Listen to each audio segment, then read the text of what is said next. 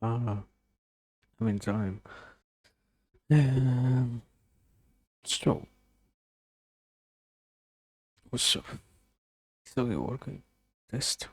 We have audio? Yeah, we have audio, we have audio. So it's perfect actually.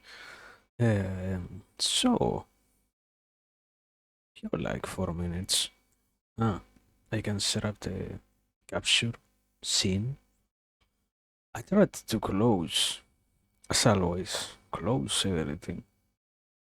Is it actually not necessary at this point? I don't have to actually think out that question. I think it's self self-evident that I have to close literally everything. But what was I saying? Ah, yeah. God, I don't know. Something funny is having to actually do the thing of closing everything. I guess it's kind of crazy. You wouldn't think that you have to actually close everything. It's like everything, as in literally everything. Yeah, everything. But such is life. We are alike anyway. Literally one day away from things changing. So we will life begins tomorrow. No, sorry, not like that, but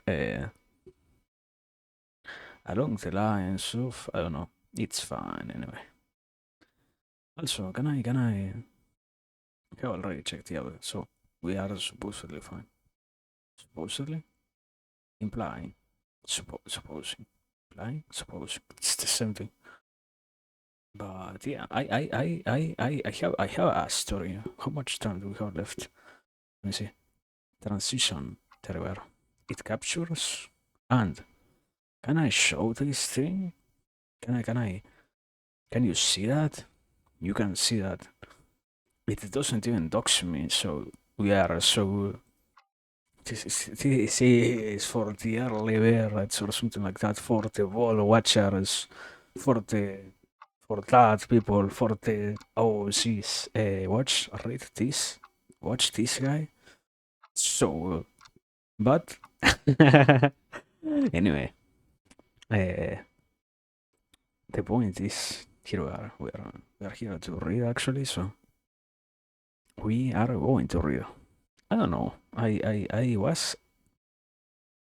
haven't continued the process of watching stuff and such. It's quite crazy, I have to admit. Ah, yeah. I wanted to say something like we we plural me. I have candy for later on. I assume that I am going to end up not exactly. Well, it isn't all that wrong actually needing something like that for the act of continuing to be here and such. If we long, if we go for a long time, it inevitably happens that this idea of the brain runs on. It isn't exactly sugar, but it is glucose, which you can most easily derive from sugar. So it's the same thing basically. Ah, so what's I say that? What else am I missing? I don't know. I have to actually make an not an announcement. I don't think it's an announcement or anything like that. But I have to organize myself and tomorrow try to actually declare. No. I cannot say it. I cannot say it. I cannot make a show. It's. But yeah. See how we arrange things. I haven't. Let me transition what I did. Finish literally setting up. So it. The only thing that happens is that the clock ticking over annoys the fuck out of me. So, good evening, good morning, good night. Welcome.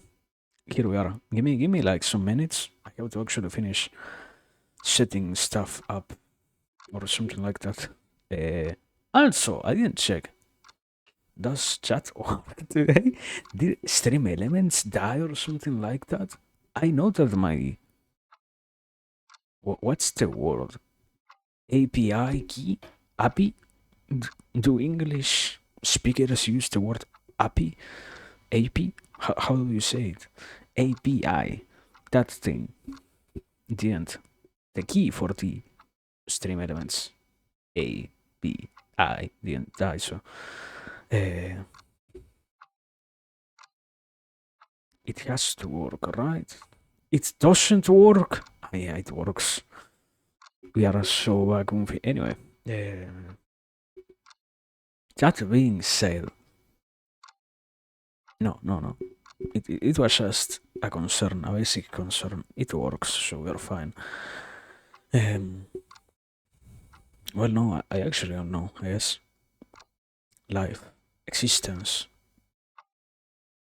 I was actually yeah.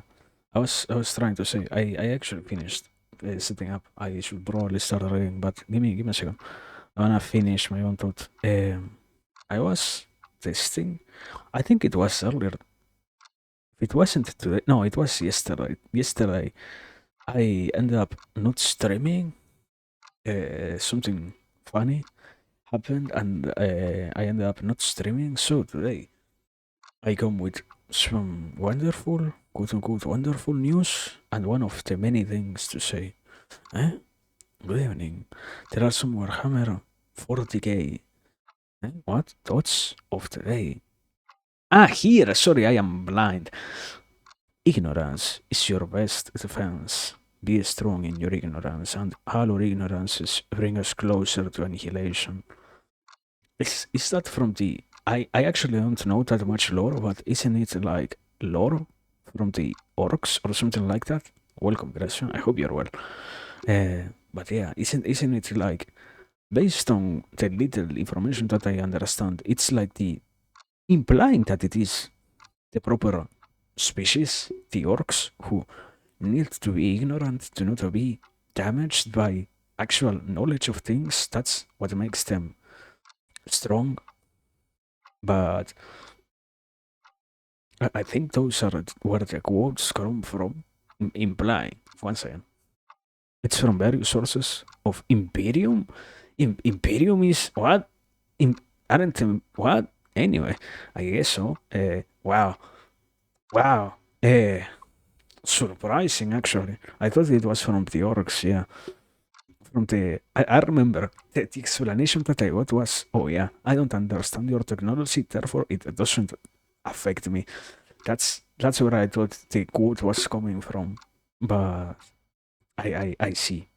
I no, I don't understand anything from any other race. I think so. Yeah, I sorry for not having studied the 40k lore. I think it's actually amazing, but I don't know. I have to catch up on that. Yeah, at some point I will sit down and actually read some books. The what's the name? The Infinite and the Divine. What a wonderful title for a book. I keep thinking about that book and I forget even that it is out Warhammer. Someday I will read about it. Someday. Ah, the Orc War is indeed. Yeah. They can power and make functional random its orcs aren't usually smart enough to comprehend it. Yeah. Makes sense. I understand it. Thank you. And also, Teresian, you are an incredibly amazing person. Thank you for your continuous support. And I don't say it. Oh, yeah. Thank you for being here in this world, doing the work of being there for others. That's what I'm trying to say. Thank you for being here, and I hope that you can also feel like it's worth your time. There we go. That's your kiss. I don't know. Thank you. Anyway, what was I saying? I I don't actually remember. It was something along the lines of yeah. I was I don't know. I don't want to use the wrong terms, but I was thinking about something and it was like, this is actually interesting. Um, then and the Terra. No, yeah. It makes sense. It makes sense. No, I mean, you don't get it. You don't get it. I was sorry. I was actually incapable of explaining myself. Here, as in the plane of the living beings. Here, as in alive. Here, as in with the rest of humanity. Here, as in with others and not with just yourself. That sense of here-ness, presence amongst your peers, that kind of here. Not just, oh yeah, thank you for being particularly specifically in this one place. In this one, oh wow, you aren't here. I hate. No. Not to that degree of, oh no, wow. But yeah, I was I was saying, I was thinking, I had yesterday. I was hallucinating. No, that's not the expression. Yesterday I was thinking something very funny. Not thinking. I was trying. I think I actually finally understand to some degree that yeah, no, everything requires practice. Enough practice. Practice makes perfection, not exactly, makes proficiency or brings out proficiency, something like that. And the point was, I think I can actually hold myself pretty well when playing something. The only issue that actually happens is I start to truly. It's I the flow state, the eternal thing of the flow state, that happens more than what I would have even anticipated myself. So I end up spacing out. I know I tried yesterday to have like for half an hour me just speaking while playing something to see how would that go. And that works. The issue is I actually like get completely tunnel vision into the game is. Anyway, the point is we will deal with that once that actually comes. We are not so far away, but I don't actually know how close we are to that still anyways. So until that comes, it's just to say we are actually and the future is brighter than ever. But we're not going to concern ourselves so much with the future. Today we have Mahabharata, and I said yesterday I didn't think out anything. I forgot that I could have read Mahabharata yesterday. That's what happened. I sometimes I am forgetful, but it's fine. The point is, yeah, here we are. At least now for the Mahabharata and for a little bit of analysis, text exploration, manuscript interpretations of the sacred. No, it's not sacred. Maybe it's sacred, but there is only trying to make a more logical, human, realistic. I don't know exactly what the classification is. At some point, I know I said it. I already forgot about it anyway. Point being, we have to read, and we have to read the Mahabharata, which is this book, which is what's the Mahabharata about? It's an epic. It says it is a poem. I don't see any poetic structure at all. It's an epic narration in prose more than a poem. But yeah, maybe it shouldn't have taken me this long to understand it. But maybe the poem part lies in Sanskrit and not in English. It's kind of impossible to translate Sanskrit rhymes into English without completely butchering the sentences. Maybe. Point being, we have to continue. Where did we live last time? Amazing question. I don't actually remember. I am trying to remember. I think it was something. Yeah. It was something along the lines of we were reading. Inside the Mahabharata, there are like three main stories. Yudhishthira is a guy who is getting the Mahabharata itself in its entirety narrated to him. That's the first person, first layer. The second layer is the story of the Pandavas, the Kurus. Pandavas, good guys, Kurus, bad guys. That's the most prevalent story. And inside of that, right now, particular context of this, the Pativrata Mahatmya Parva,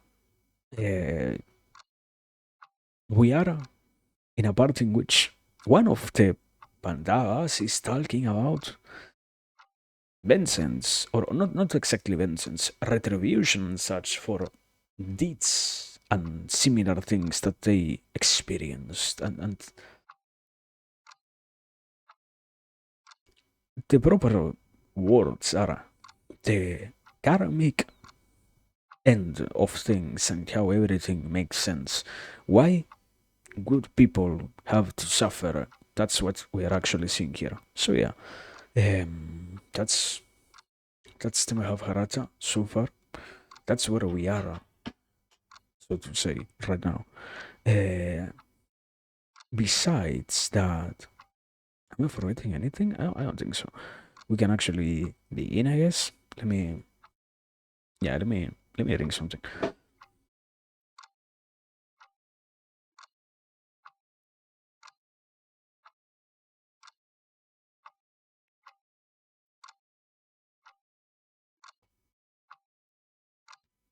Canto 291. Pativrata Mahatmya Parava.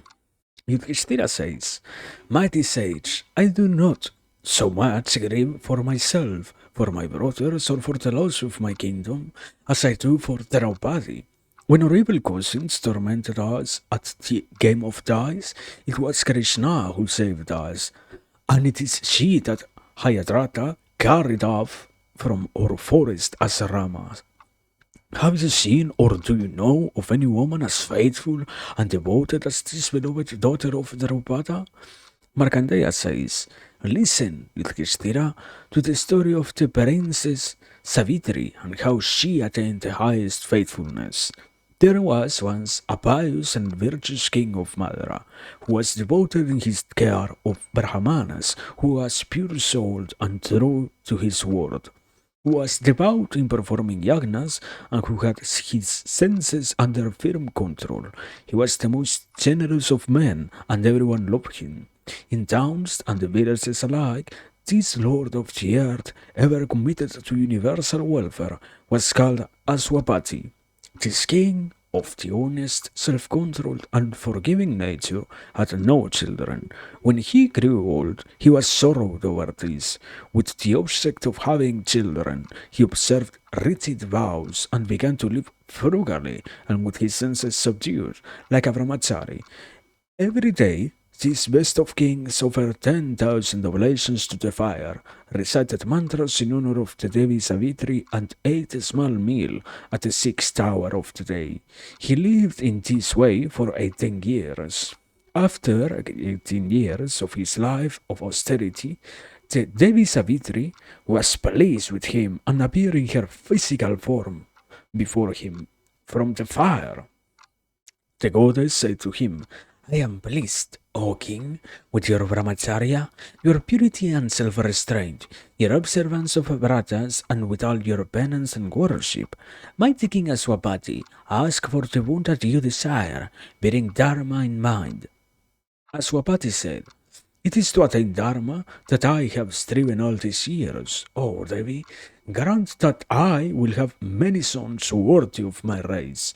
If you are pleased with me, grant me this boon.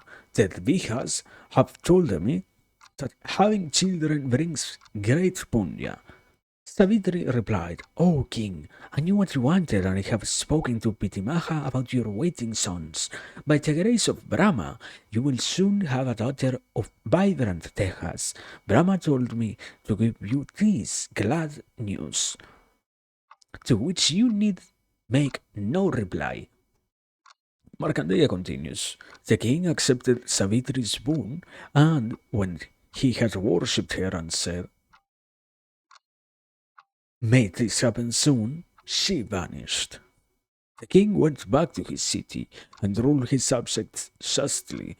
Some time elapsed, and the eldest queen of Aswapati became pregnant with his child, Brahmatari Bharatarishabha. The embryo in the womb of that princess of Malava grew like the moon in the night sky during the waxing fortnight. And when the time came, she gave birth to a lotus-eyed daughter. Aswapati joyfully performed the life passage rituals for her, and because Devi Savitri had rewarded his offerings by blessing him with this child, he and the Brahmanas of his court named her Savitri. The princess grew in the likeness of Devi Sri herself in an earthly human form, and in the course of time attained puberty.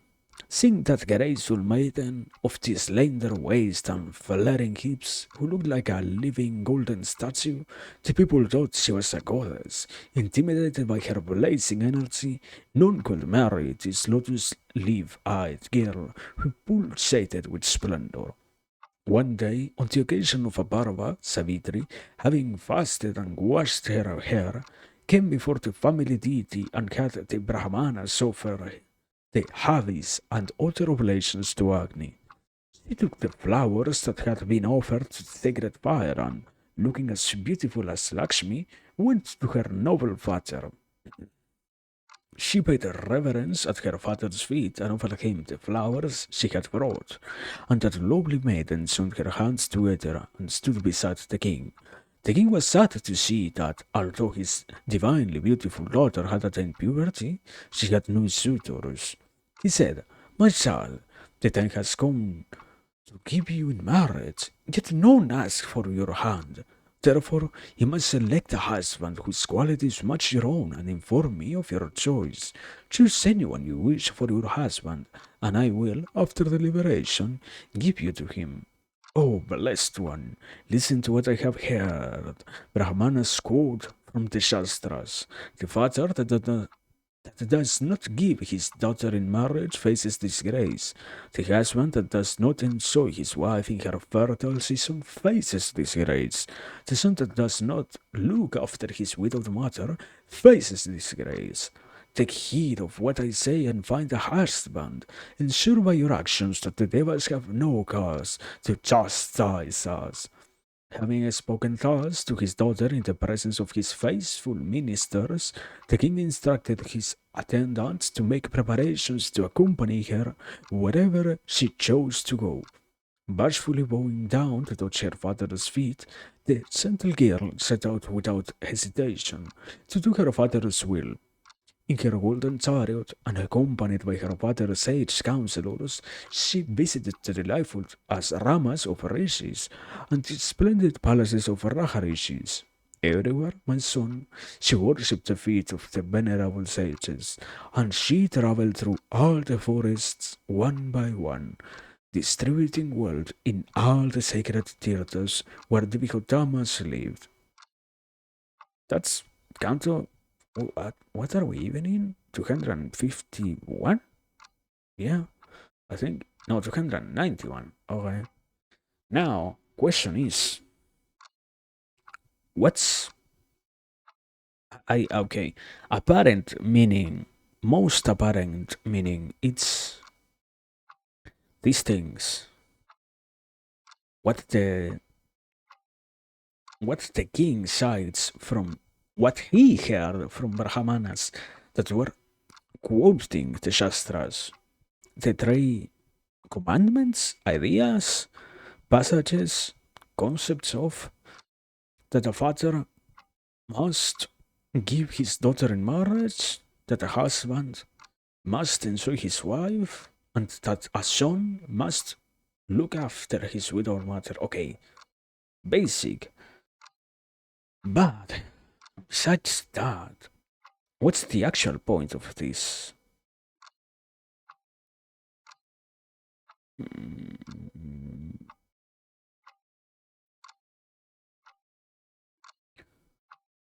story?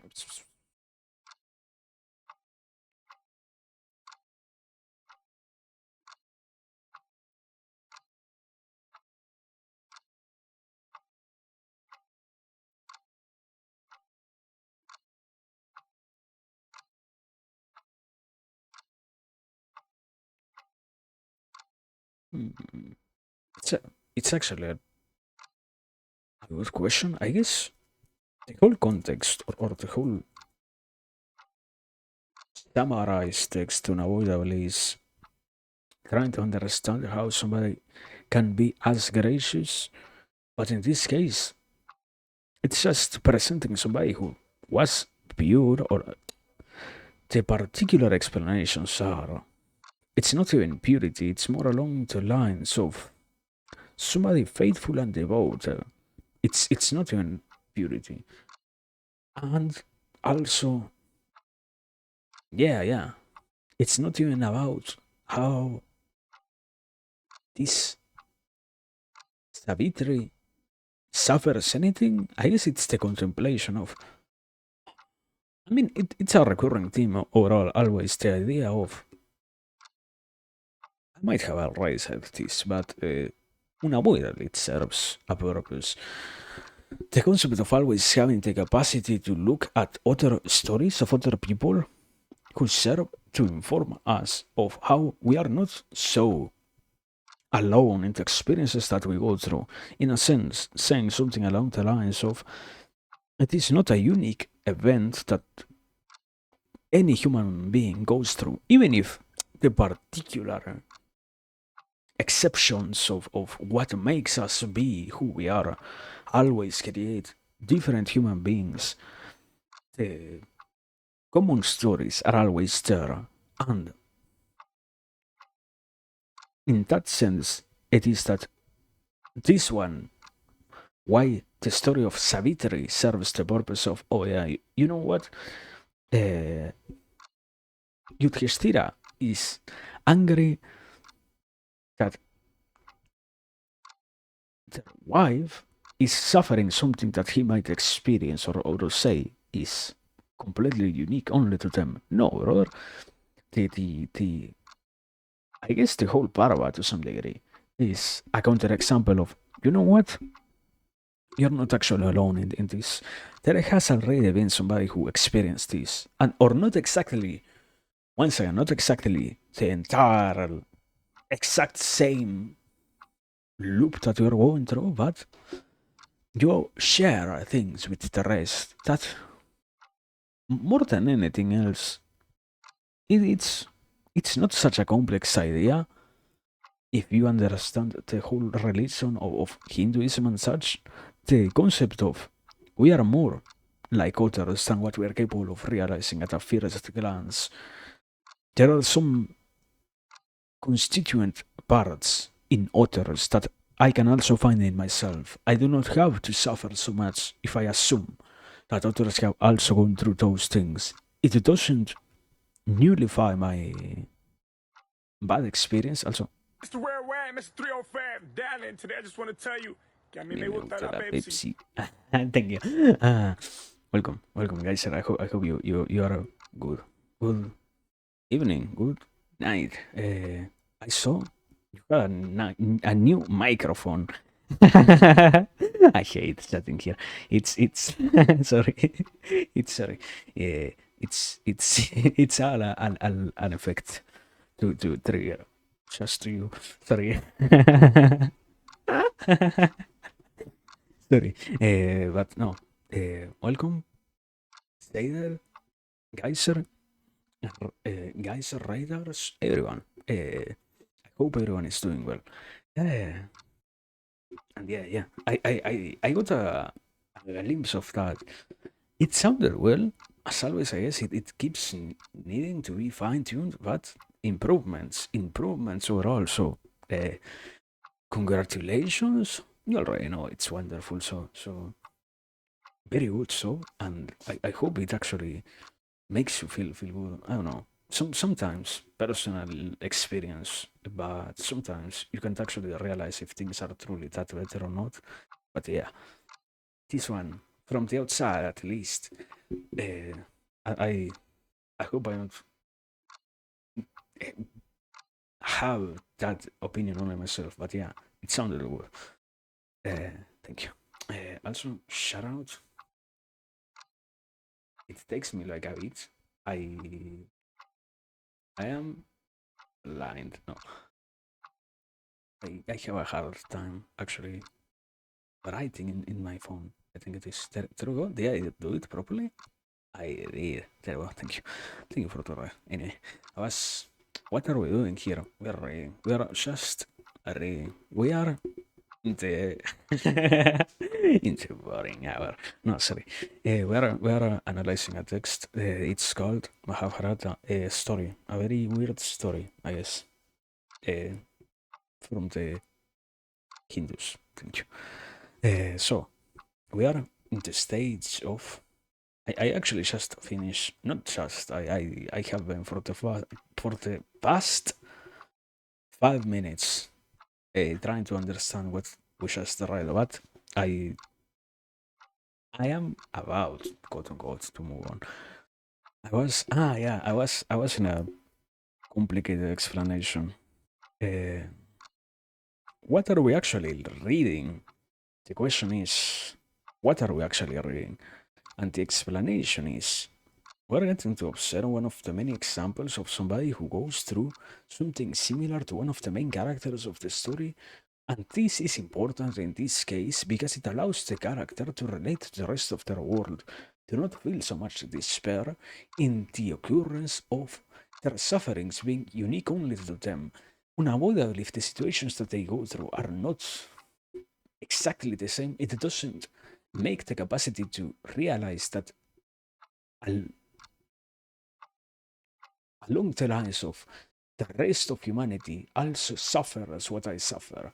That, yeah, the explanation was that whole concept of I can decrease my suffering because I understand that others also go through as much pain as me, and that more deeper rooted concept inside of Hinduism of, oh yeah, Yeah, I have to some degree to be everyone else through my karmic experiences of being reborn and whatnot, and having to be through the wheel of karma made every single other human being.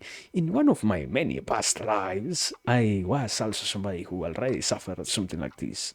That's why we are, I assume, it isn't explicit here, I assume why we are spending so much time trying to see such stories. But yeah, anyway. I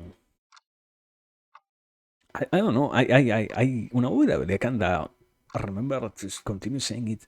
Yeah, yeah, yeah, yeah, yeah, yeah, yeah, yeah. It's that's what I was going to say. Thank you for the raid. I hope your your stream went well. And yeah, thank you for everything. You already did your sub. Have a wonderful night, guys. You are amazing, bro. And don't worry. I don't know if the chat is going to change. Things are going to change soon, but I don't know if the chat is going to be one of them. Anyway, see you. Thank you for everything. And meanwhile, I shall continue reading, but not before I actually drink a little bit, before I die of no, not starvation, dehydration. Yeah.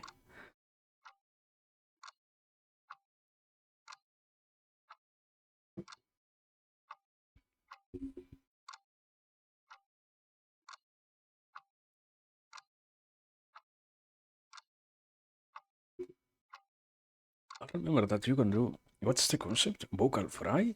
Amazing. I hope. Probably people have already told you enough times this, but when are you going to record covers? You already did, and I didn't see it. I'm going to kill myself. Sorry. Hold up. What's up? What? What happened? What happened? What? What's up? What was that noise? Sorry. Uh, ah, can I send you one thing that I did? Oh God, what are you doing, man? You weren't expecting that sound? Go ahead. Yeah, you can send the things. I don't get angry. Or not passive aggressively. Yeah, please do so. I am happy when people send me the stuff. Sorry for being cold, actually. But yeah, send things. Oh God, hey. Ah. Anyways, thank you for the follow. Rick Gupta 100. Thank you. Um, now, do I? Shall I? I- okay. No, yeah. It's a cover. I will listen to that later. Thank you. Yes. Thank you for your service, guys. You're wonderful. I knew it. But no. Guys, are you listening to this? Upload the cover. Don't keep it to yourself, please. On subjective experience, what are my thoughts? I mean, it depends. I don't know. I haven't read a lot of it. I think I understand it a lot. No. Certainly, I don't. Not a lot. Not a lot. I understand the concept that yeah, we do get to have subjective experiences and such. I don't know. The concept of it depends on what you're asking. That actually, are you coming from the side of the Buddhist sense of oh no, yeah, there is no subjective experience, and actually there is no experience at all. I understand that, but I don't know. I think to some degree, most people are bound to be grasped in the subjective realm of consciousness, I guess, something along those lines. Not because we are incapable of having anything else, but rather because in itself, the subjectivity is the easiest mode of operation for most people. Uh, Unavoidably, I guess so. I have to assume. I have to assume that things get to exist outside subjective experience. It's not so much the world exists only when I see it. It's kind of a self-centered point of view, I guess. It's no matter how much you want to justify it from an outside point of view, it is still, if you say nothing exists outside of my subjective consciousness, the day in which you die, that kind of presupposes that the rest of the universe or reality stop existing because you, the experiencer of it, also stops existing. So I don't I don't subscribe that much to the concept of, oh no, yeah, anything is only because I see it. It's more along the lines of, I might be capable of seeing many things only because I have the capacity to process what I am seeing, not because the world is only what I see, but rather because I can see what happens in the world to a certain degree. That's it. I guess. I don't know. Thank you. Thank you for your question. And yeah, angry? Why did the guys say angry? I have no idea.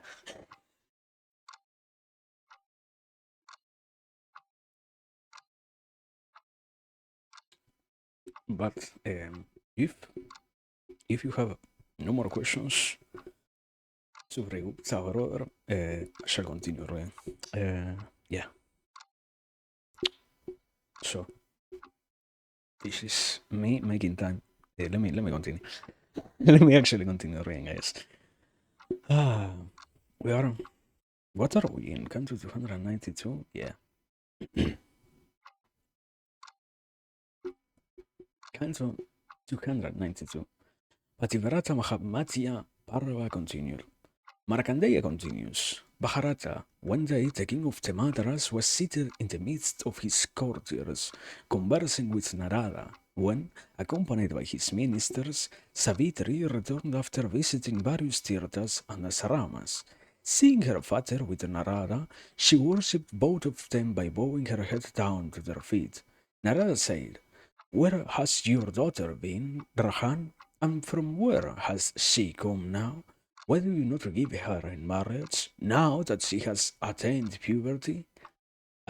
Aswapati answered, "It was on this very quest that I sent her, and from which she returns now. Devarishi, let us hear whom she has chosen as her husband."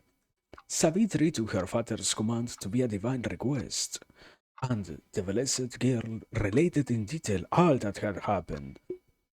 And at last she said, "There was amongst the Salvas a virtuous Kshatriya, king named Yumnatsena, who was blind. This wise king had only one infant son, and an old enemy took advantage of the king's disability and seized his kingdom. With his wife and her infant held to her breast, he went to live in the forest, where he observed Risit Vratas and practiced austere tapasya. His son, though born in the city, grew up in an asrama. That youth Satyavan is the right husband for me, and I have given my heart to him." Narada said, "Ah, Raham, Savitri has erred gravely. She has made an ignorant choice. Satyavan, to whom she has given her heart, does have excellent qualities. It is because his parents are both so trustful that the Brahmanas gave him his name.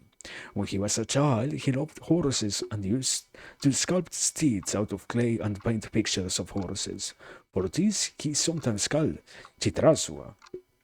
Rahanaswapati then asked, "Is Prince Satyavan, who is devoted to his father, endowed with tehas, wisdom, a forgiving nature, and courage?" Narada replied, "In energy, Satyavan is like the sun. In wisdom, he is like Brihaspati. In courage, he is like the Lord of the Devas.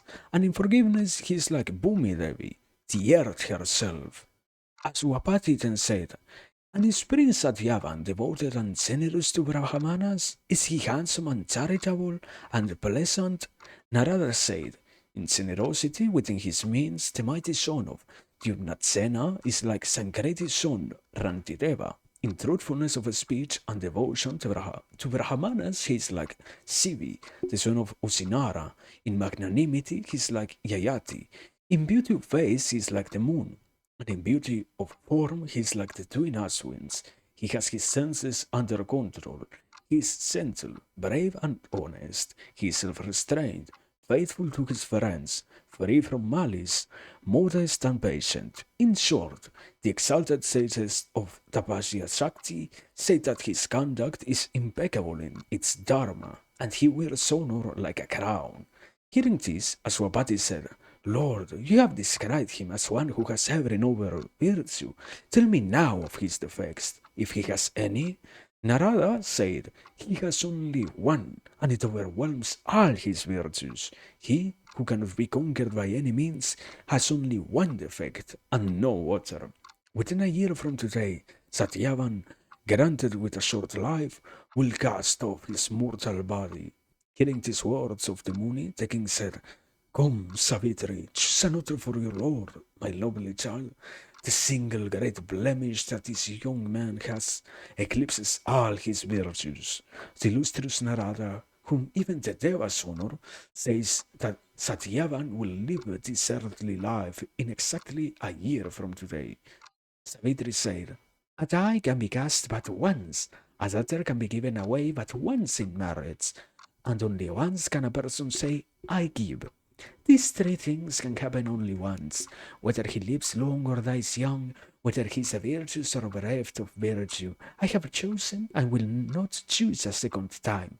A decision is first made in the mind, then it is declared, and finally executed in action. Let my decision be proof of this. Narada said, Aswapati, your daughter is firm in her resolve and will not swerve from the path of Dharma. No one else has Satyavan's goodness. I will give my approval to this union. The king said, Your words must be obeyed, illustrious one, for you will speak the truth. You are my guru, and I shall do as you say. Narada said, May peace reign over the bestowal of your daughter Savitri. I leave you now with my blessing. Saying this, Narada rose into the sky and went to Devaloka. And on earth, King Aswapati began to make preparation for his daughter's wedding. That's Canto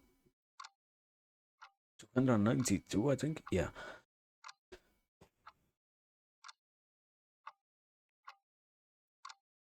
So, what are we actually reading? Great question. I think the most apparent concept. What's the explanation of what we read? The interpretation. That's the word. Um, this. What the most obvious one, I guess, is this aspect of what Savitri explains about how, I guess, the three qualities. Is it three qualities? Unavoidably. What? A die can be cast but once. I don't actually understand this concept.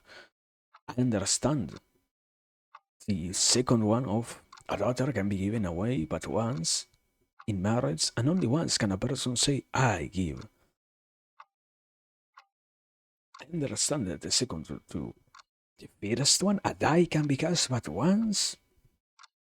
The way in which it is cast, something along those lines, probably.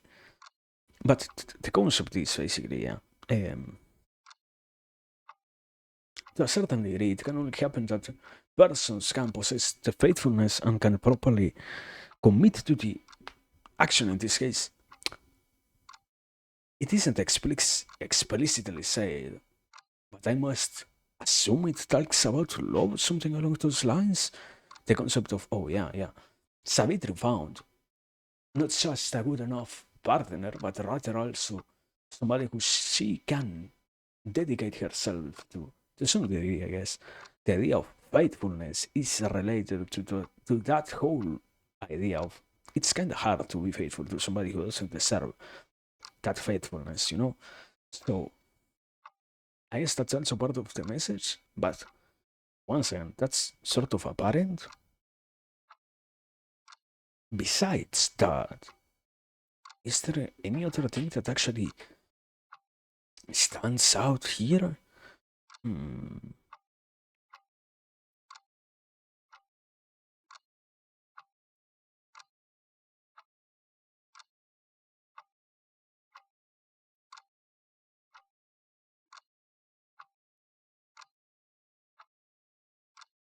I don't think actually there is that much missing from here. I will have to assume, taking into consideration that, yeah,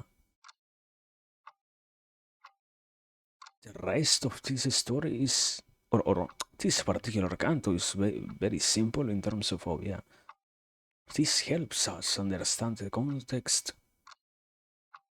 The rest is just unavoidably. Savitri has made a choice, but that's sort of self apparent.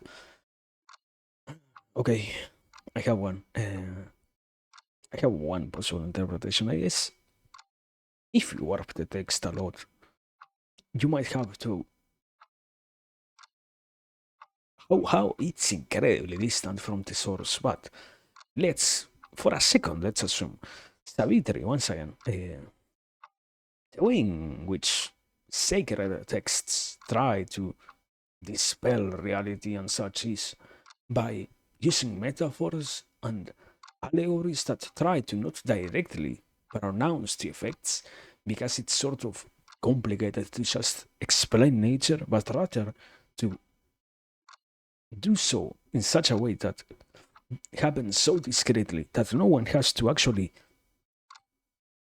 assume that this is being explained. Everyone just implicitly understands the message. I guess the idea might as well be Savitri are representing within the whole society of,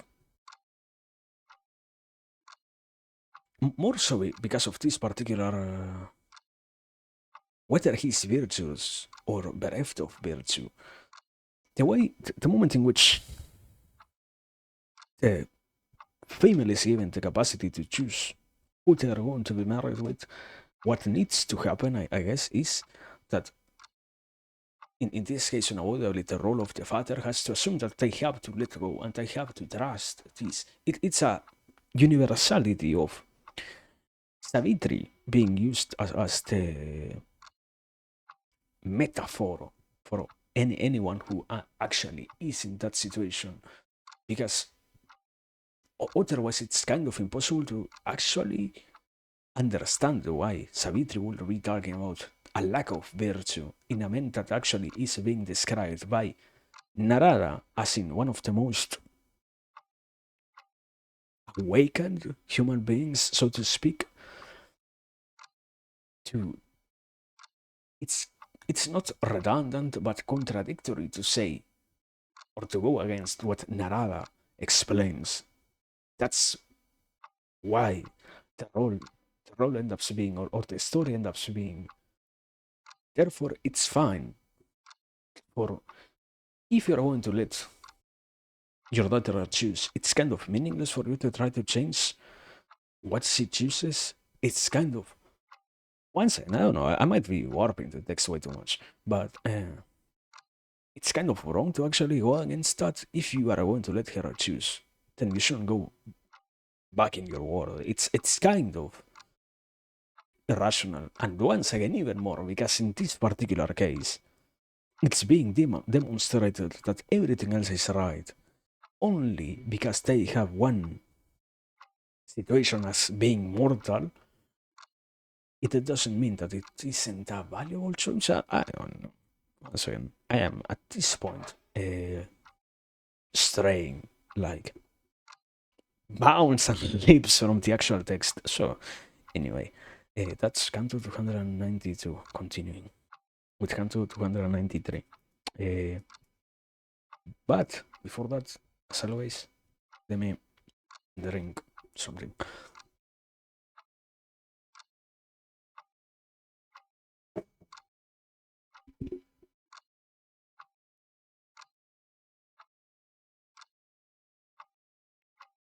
Yeah.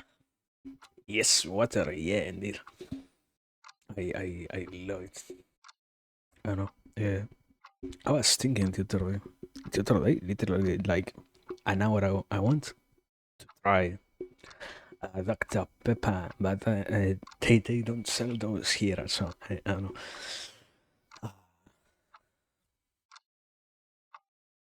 Being brainwashed to like things that I have never tried in my life. Wow, so over. Anyway, That's an observation. Continuing. Canto 293. Pativrata Mahamatya Parva continued. Markandeya continues. With Narada's words echoing in his mind, the king began to make preparations for the wedding. He summoned all the old Brahmanas, the Ritvihas, and the other priests, and set out with his daughter on an auspicious day. On arriving at Jumatsena's as Rama in the sacred forest, he approached the Raharishi on foot, accompanied by his Brahmanas. He saw the blind monarch of great wisdom seated on a cushion of kusa grass under a sala tree. After paying his homage in proper fashion, King Aswapati humbly introduced himself, and in response, the blind king welcomed him with arghya, a darabhasana to sit on, and the gift of a cow. Then he asked his royal guest the reason for his visit. The king told him why he had come. Aswapati said, Raharishi, this beautiful girl is my daughter Savitri.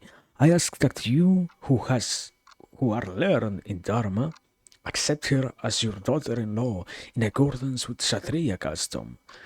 Jumnatsena said, the pride of my kingdom and living in the forest, we live the disciplined life of tapasvins. Your daughter is not used to this life of hardship, nor does she deserve it. How will she cope? Aswapati replied, my daughter knows, as well as I do, that joy and sorrow are both fleeting, so do not speak to me of these things. I have come here with my mind made up. I have greeted you in friendship, and you shall not crush my hope. It is love that has brought me here, and you ought not to refuse me. We are equals in lineage, and an alliance between us is fitting. Accept my daughter as your daughter-in-law and the wife of Prince Satyavan. Yarnatsena said, for many years I wanted such an alliance with you, but I hesitated to ask after I lost my kingdom. Let my long-cherished wish be fulfilled today. You are very welcome indeed. The two kings summoned all the Vihas who lived in the asramas of that forest, and he solemnized the marriage with the traditional rites, having bestowed his daughter with rich clothes and ornaments. Aswapati went back in great joy, having gained a wife graced with every noble quality and accomplishment. Satyavan was happy indeed, and Savitri too, rejoiced at having got the husband of her heart's desire. When her father left, she took off all her ornaments and put on Valgala and clothes dyed red. By her service and virtue, her affection and selflessness, and by the care she gave so willingly to all, she was a source of delight to all.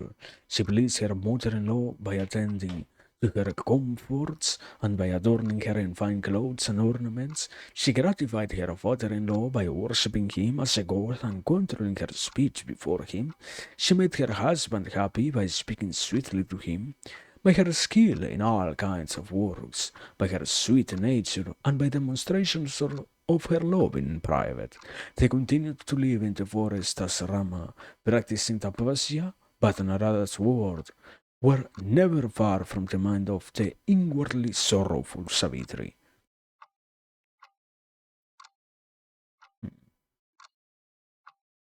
Okay, that's Canto 293. Thank you.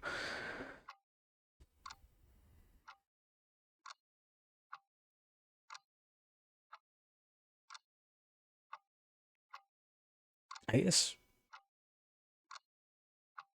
the most evident thing is this concept of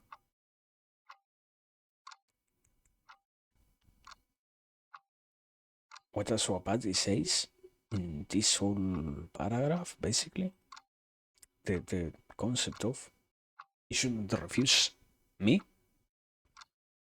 I think I don't actually want to misuse logical and rhetorical categories. I am not good at that enough to actually know what I am saying, but it's something along the lines of uh, an argument. No, an argument. That's what Pat is making an argument to make Jumnatsena realize that this is the best course of action that both of them could take. that is the most obvious thing. That's why we're actually getting to see it and not any other part of the celebration, I guess. But inside of that, the only thing that I have sort of wondered the moment in which I saw it was this thing of it is love that has brought me here, and you ought not to refuse me. Did I actually make a warped analysis in this previous canto? I don't want to actually pat myself in the back and say, oh no, yeah, I was so right, Tumpy. But it's along the lines of, I guess,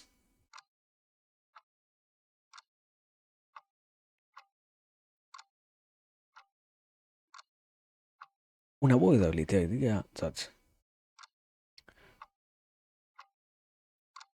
we're capable of comprehending that when it's necessary, it's more useful to not tend so much to pay attention to the rational things, as in, oh yeah, you know what, my son, we live in this place in which life is not as pleasant. It's not so good to be rational, but rather to understand the other aspect. I guess that's sort of the discussion that is happening inside of this place, and how the rational aspect, is that the representation? I don't think so. The Dyumnatsena ends up representing through how he embodies Atapasvin as in somebody who is greatly immersed in the process of thinking and pondering and observing what is the good and the right things to do in life and such.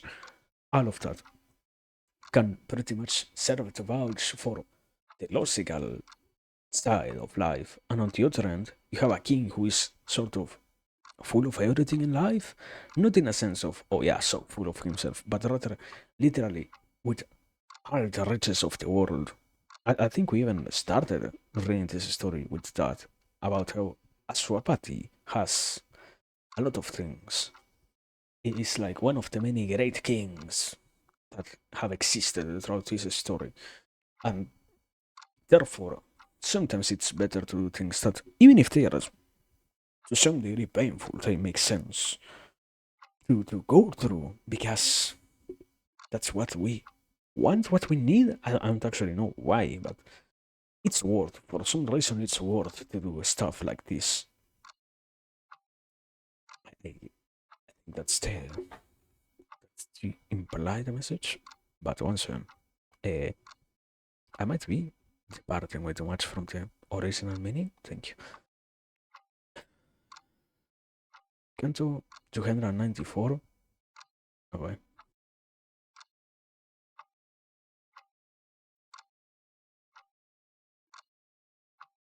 Let me continue. Pativrata Mahatmya Parva continued. Markandeya says, O king, a year flitted by and the time of Satyavan's death arrived. Ever conscious of what Narada had said, Savitri had been counting the days as they passed. On a day when she knew that only 4 days remained for her husband to live, she fasted day and night in observance of the Triratra Varata. Hearing of the vows she kept, the king was grieved and went to console Savitri. He said, Princess, this Vrata that you have taken to fast 3 nights in a row is harsh and trying. Savitri said, Pater, do not be sorry. I can keep the vow. I have undertaken it with firm resolve, and determination brings success. Yonnatsena said, I shall not ask you to break your vrata. On the contrary, I ought to encourage you to fulfill it. And he said no more to dissuade her. Savitri continued to fast and began to look wan and thin, like a wooden doll, and Bharatari convinced that her husband would die the next morning, the grief-stricken Savitri spent the night in anguish, but while she fasted, when the sun had risen about 2 hands into the sky, Savitri, thinking that Satyavan's end was at hand, finished her morning rites and offered oblations to the fire. She bowed down to the elderly Brahmanas and to her father and mother-in-law, and she stood humbly before them with joined hands. All the Munis living in that asrama blessed her that she will never suffer widowhood. Savitri, immersed in dhyana, accepted the words of the Tapasvins in her mind, silently saying, Tatastu, so be it. The princess reflected on Narada's words and sat still, in expectation of the hour and the dreaded moment. Then Bharatutama, her father and mother-in-law, said to the princess, You have completed the Bharata successfully, and it is time for you to break your fast. You must do what is proper, Savitri said. Now that I have completed the vow, I will eat when the sun goes down. This is my resolve and the vow of my heart. Markandeya continues. When Savitri spoke thus of her first meal, Satyavan hefted his axe onto his shoulders and was about to go into the forest for wood and fruit. When Savitri said to her husband, It is not proper for you to go alone. Let me come with you. I cannot bear to be apart from you.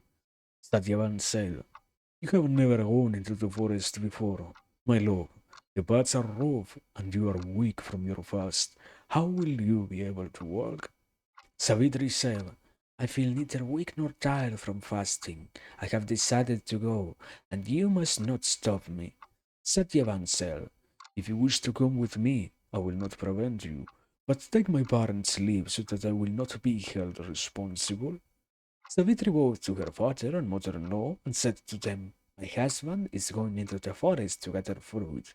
With your permission, revered father and mother, I will go with him, for I cannot bear to be separated from him today.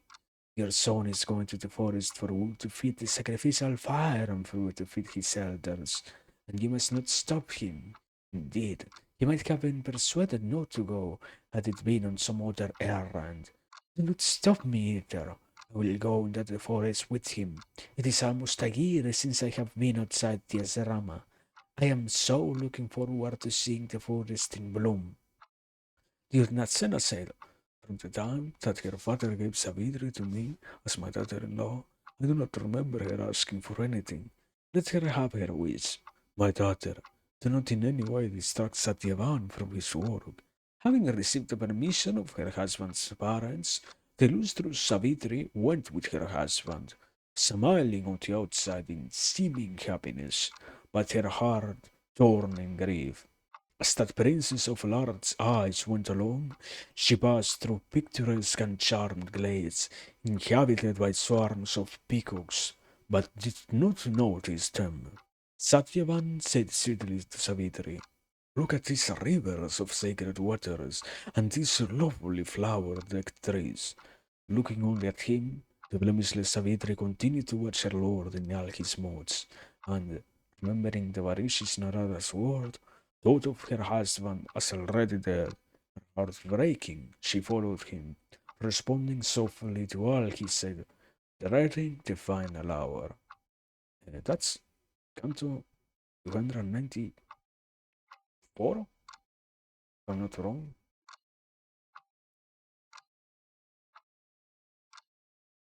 At this time, I actually don't know. I, I don't want to say that the main message is, yeah. I don't think that the main concept is this one. Of well,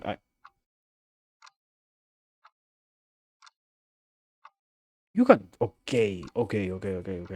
You can twist probably the message of this canto and assume that it is talking about grief and the process of in itself the concept of processing the loss of others, being capable of understanding that they have to part.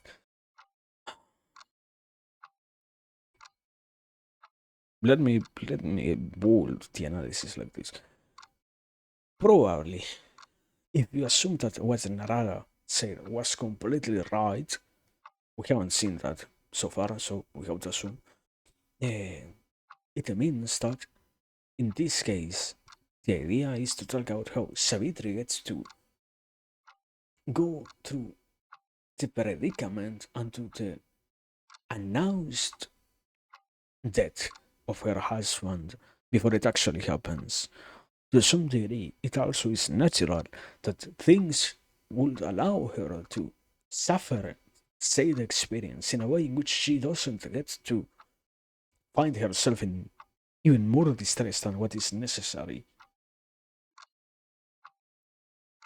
Now, I guess the role of the faithfulness and all of that comes into play in this particular story to talk about the nature of Savitri as somebody who, let's say like this, tracing back to how stuff talks out the universal and such. If Savitri represents the average woman, then it can be so. The average woman who gets to fulfill the role of, of an attending spouse possesses all the right to process the death of their husband without anyone ever interfering. That's sort of obvious to some degree. I don't think it actually is just that.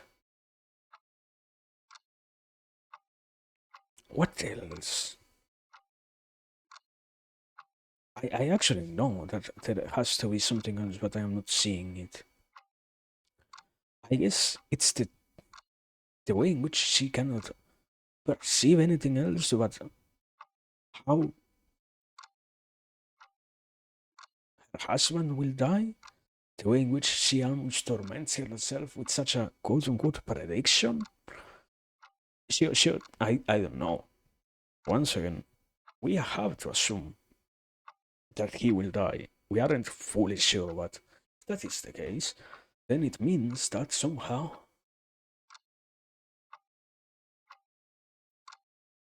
it's far better to pay attention to those who are close to you and who are bound to death rather than to spend it on anything else. At this point, this is sort of a call that I am making myself. It isn't as impolite as that it is the correct thing to do. There are other times in which the story, the Mahabharata itself, is far more explicit with, oh yeah, this is what is fine. We are going to see later on, I guess. That's the canto itself. Continuing.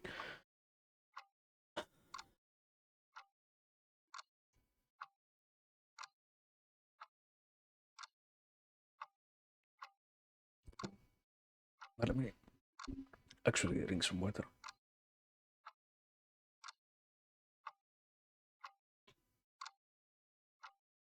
So, Canto 295. Pativrata Mahadnya Parava continued. Markandeya says, with Savitri helping him, the mighty Satyavan plucked fruits and filled his bag with them. Then he began to cut branches from trees, and as he did so, he began to sweat profusely and his head ached from the exertion. Exhausted, he came to Savitri and said to her, The work has made no, the work has made my head ache. My body trembles strangely, and my limbs and my heart also hurt. Shini, you of restrained speech. I feel unwell. Oh, my head feels as if it has been pierced by 100 arrows. I want to sleep, Savitri, for I am too weak to stand. Savitri quickly went to him, sat on the forest floor, and took his head on her lap. Radha's words still clear in her mind.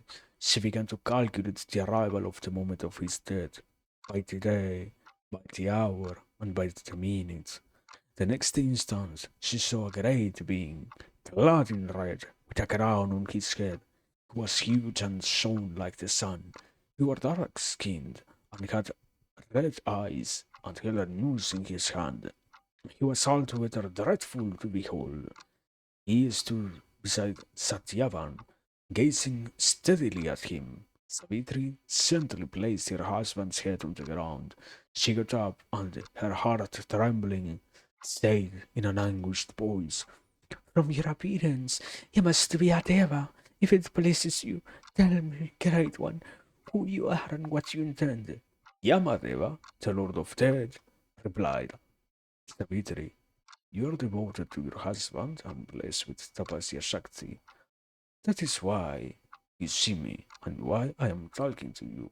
Blessed one, I am Yama. Prince Satyavan's time to life has ended, and I must bind him in my noose and take him away. This is why I have come. Savitri said, I have heard that your emissaries come to take away mortals. O worshipful one, why then have you come in person? The great Lord of Peters found himself captivated by her purity, and wanting to oblige her with a reply, Yama said, this prince is endowed with dharma and physical beauty.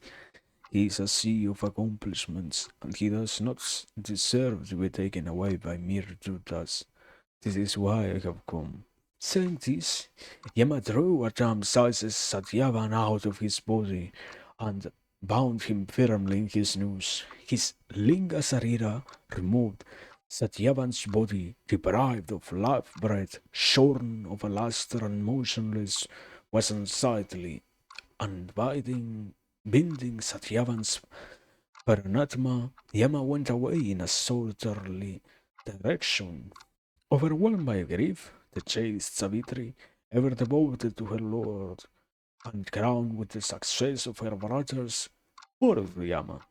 Yama said, Stop, Savitri. Go back and perform your husband's funeral rites. You are freed from all your wifely duties. You have come as far as you may. Savitri said, Wherever my husband is taken, or wherever he goes of his own will, I will follow him. This is the eternal Dharma. By my tapasya Shakti, out of my respect for my elders, from my love for my husband, by the strength of my vratas, and with your favor, my course is clear. Wise men learning truth have declared that by walking just 7 paces with another, one makes a compact of friendship with that person. As your friend now, I will say something to you, to which you must listen.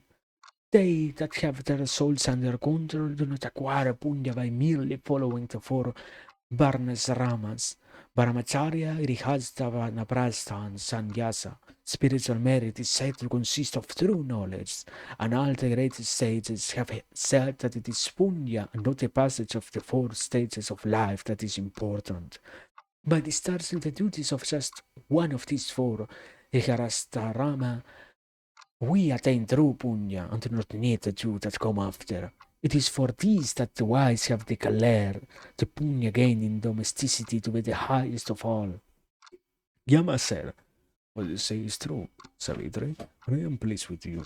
Ask for any boon except the life of your husband, perfect one, and I will give you whatever you ask. Savitri said, deprived of his kingdom and bereft of sight, my father-in-law leads a hermit's life in our asrama. Give that king back his vision and let him be as powerful as Agni or Surya. Yama said, Fatherless one, I grant you this book. It will be as you have said. You seem to be tired by your journey. Stop following me and turn back. Do not exhaust yourself any more. Savitri said, What weariness can I feel when I am with my husband? My husband's lot is mine too. Wherever you carry my husband, there I will also go. Best of devas, hear what I have to say. Even a single conversation with one like you is a great blessing. Friendship with such a one is greater still, and always fruitful. Therefore, one shall live in the company of the righteous. Yama said, Your words, so full of import, delight the heart and enchants the wisdom of even the learned. Savitri, ask for a second boon, anything other than the life of Satyavan. Savitri said, My wise and intelligent father-in-law was deprived of his kingdom. May he regain it, and may he always adhere to his Vadharma. Yama said, This king will regain his kingdom, and never will he abandon his dharma. Princess, I have fulfilled your second wish. Now you must return. Do not trouble yourself any more. Savitri said, You control all creatures by your laws, and it is by your laws that you take them away, not according to your whims. This is why, Lord, you are called Yama, or the one who upholds the law. I beg you, listen to me. The eternal duty of the righteous towards all creatures is never to injure them in thought, word, or deed, but to show them love and give them their due. For me now everything in this world is like my husband, lifeless. Good men show mercy even to their enemies when these seek their protection. Yama said, your words are like water to a thirsty soul. Beautiful one, ask for one more boon, anything but the life of Satyavan. Savitri replied, my father Ashwapati has no sons. Grant that he may have 100 natural sons, so that his line is perpetuated. This is the third boon I ask of you. Yama said, your father will have 100 illustrious sons, who will perpetuate and increase their father's line. Now, princess, you have your wish. Turn back now. You have come far enough. Savitri said, because I walk close to my husband, I am not conscious of how far I have come. Indeed, my mind travels a greater distance. Please listen, as we talk, to what I have to say.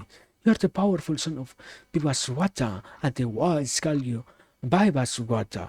Lord, you dispense justice impartially to all beings, and so you are Dharma, the Lord of justice. People do not have as much faith in themselves as they do in those that are righteous. That is why all men aspire for close contact with the men of Dharma. It is purity of heart alone that inspires the confidence of all beings, and that is why they rely on those that live by Dharma. Yama said, I have never heard anyone speak as you do, Devi. I am so pleased with what you say. Other than the life of Satyavan, ask for a fourth boon, and then go your way. Savitri said, I wish for 100 strong and powerful sons born to me of Satyavan, who will perpetuate your line. This is the fourth boon that I ask of you. Yama replied, Devi, you shall have 100 sons, strong and powerful, and the cause of your delight. Princess, do not tire yourself any more. Stop now. You have already come too far. Savitri said, they that are righteous always practice eternal dharma. The communion of the pious with the pious is always fruitful. There is never any danger to the righteous from those that are righteous. It is the righteous who, by their truth, make the sun move in the sky. It is the righteous that supports the earth with their austerities. And, O Lord, it is the righteous upon whom both the past and the future depend. Therefore, they that are righteous are always happy in the company of the righteous, knowing this to be the Sanatana Dharma. They that are righteous do good to others without expecting any benefit in return. A good deed is never wasted on the virtuous, and such actions never ensure honor or welfare. Since good conduct attaches to the righteous, they often become the protectors of all. Yama said, the more you speak to me with words of deep meaning, in language so sweet to hear, the more I am taking with you. O you who are so devoted to your Lord, ask me for some incomparable boon. Savitri said, this tower of honor, the boon you have already given me, cannot be fulfilled without my husband being alive. So I ask that you restore Satyavan to life. Without my husband, I am as good as dead. Without my husband, I have no desire for happiness. Without my husband, I do not wish for Swarga itself. It's the rare way, Mr. 305, Darling. Today I just want to tell you que a mí me gusta la La Pepsi. Pepsi. Also, welcome. Frozen Scarecrow. Good evening. We are reading the Mahabharata. I good evening. I hope everything's going fine. What's up? I mean, actually, should you ask? No, wait. Sorry. We are professionals here. I hope everything has went well in your stream. What were you doing? Come on, tell us. And also, I hope it is that you are having a good day, night, evening, as well as all your readers, everyone. Welcome. And yeah, once again, we're just reading. Not much else is actually happening. But yeah, let me do my part of shout out.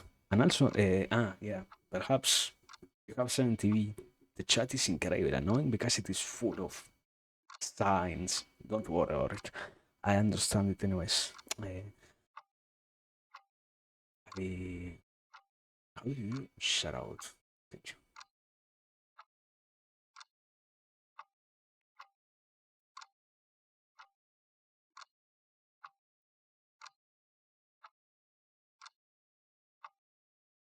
Frozen. Why did why did it why did it out of what is it? Did I do it well? Did I do it well? Did I do it right? Can somebody tell me if I did it well? I think so. I hope so. Please tell me that. Yeah. Okay, yeah. We are so good. Anyways, as I was saying, I wasn't actually saying anything. I was saying we are in the middle of a canto. Context. All the context that you need is we are seeing somebody who's talking with the literal embodiment of death, and I guess they are having an incredibly deep conversation out of nowhere. More conclusions once we finish this so-called canto. Let me continue. Anyway, where I don't actually know where did I live. I was yeah. Okay. More context. This person lost her husband. So don't be amazed if you see like 1,000 times the word husband. That's the main theme of this canto. Anyways, continuing. Beginning from the same canto that I already was reading, Savitri said, "This tower of honor, the boon you have already given me, cannot be fulfilled without." What? I didn't realize this when I was reading.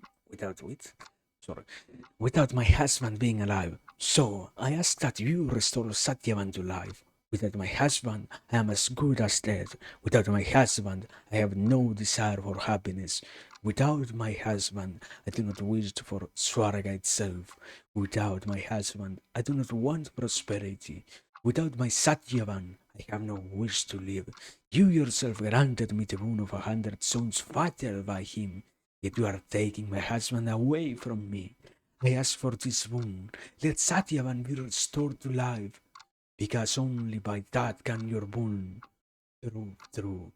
Defeated, saying so be it, Vivaswata's son, Yama, the dispenser of justice, untied his noose and said to Savitri, "Auspicious and chaste Devi, I set your husband free. You might take him back whole and healthy. He will achieve great success and he will live with you for 400 years. He will perform great yagnas and achieve unmatched fame in this world.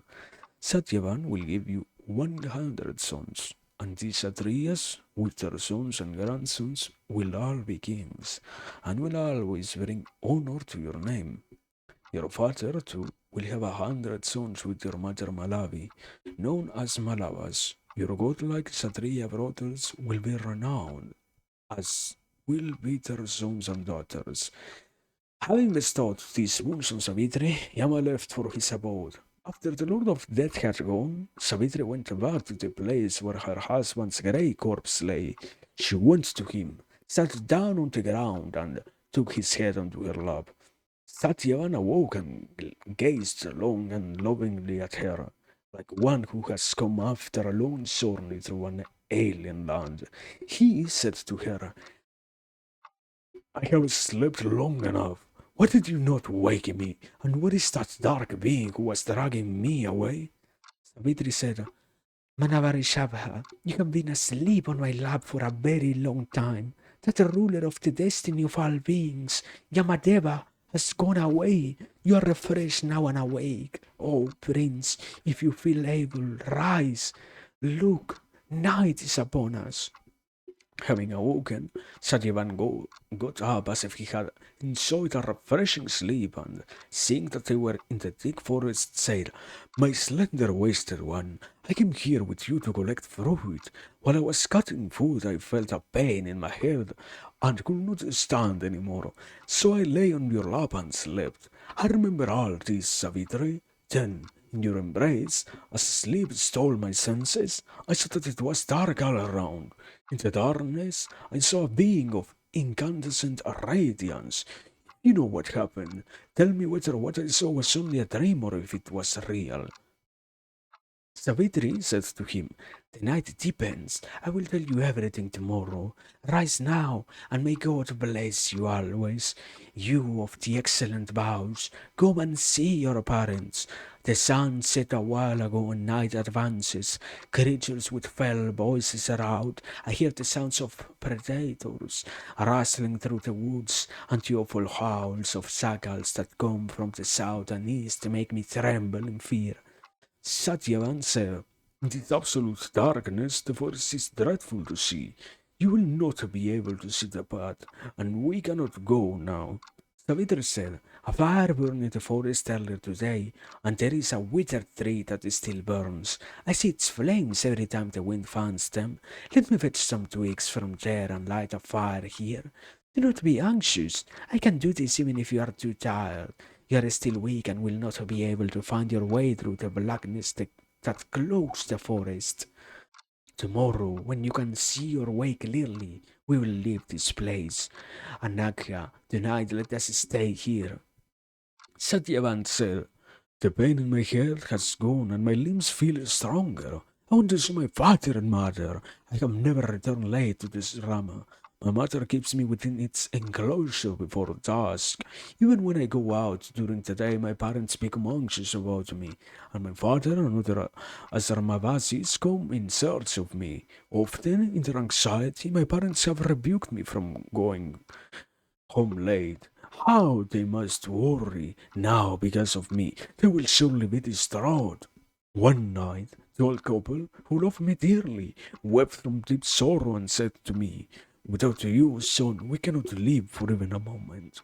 We will live only as long as you do. You are our staff. Without you, we are blind. The continuance of our race, our funeral oblations, our fame and our descendants, all depend on you. My mother and father are old, and I am their gods. If they do not see me return at night, what will their plight be? I blame myself for having slept and causing my parents agony.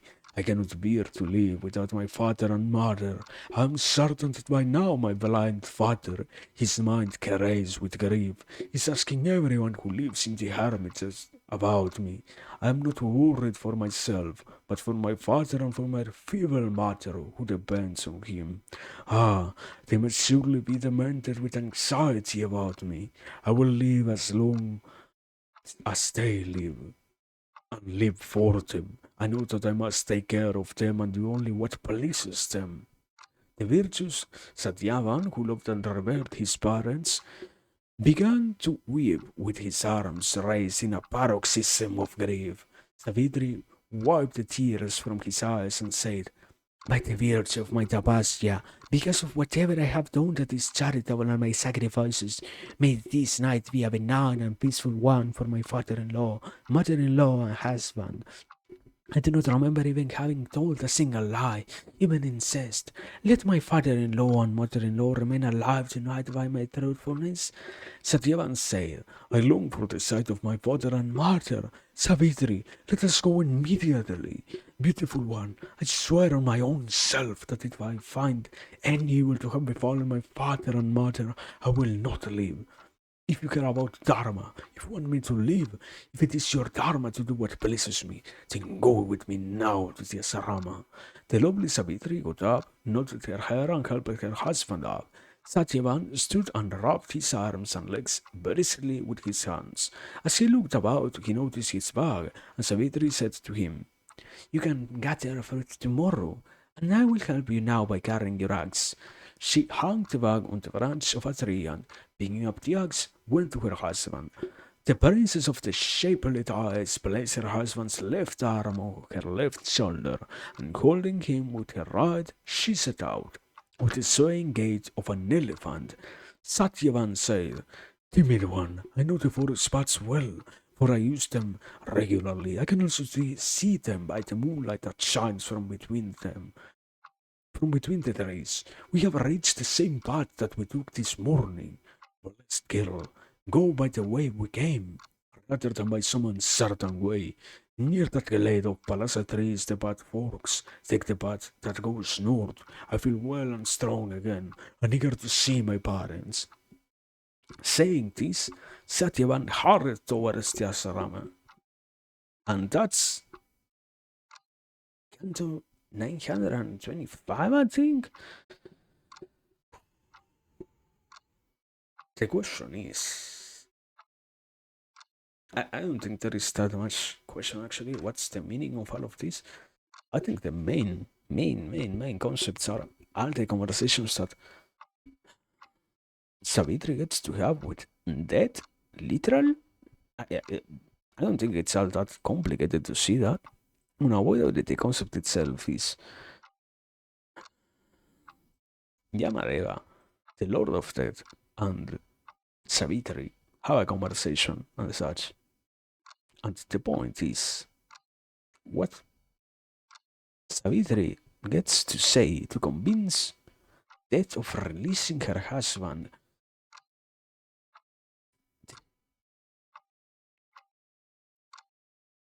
I think it's quite complicated to actually get a clear interpretation out of all of that to some degree, because what are we actually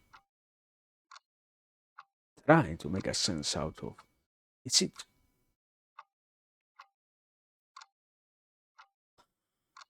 let's say it like this, if implying that, oh, okay, let's build it from a little bit farther away.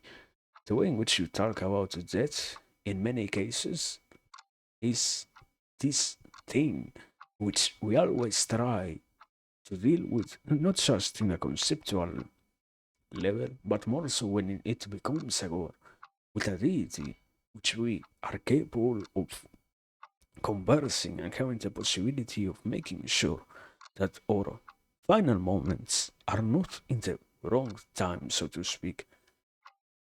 Therefore, in this case, what we could suppose happens is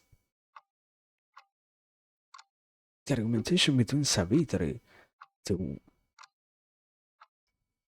at that moment Widow, and Yama. What does it actually?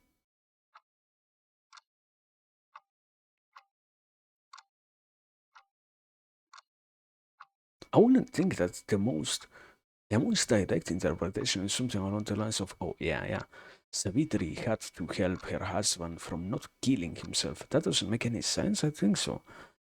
It's more along the lines of, yeah, Savitri was assisting her husband by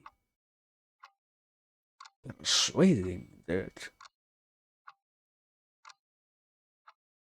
by disgrace from befalling on them, something along the lines of, unavoidably, both people who are on the most righteous path of Dharma deserve to have also a completely dharmic end, so to speak. The concept is, in other words, both people who have always done good do not deserve to suffer such a bad event.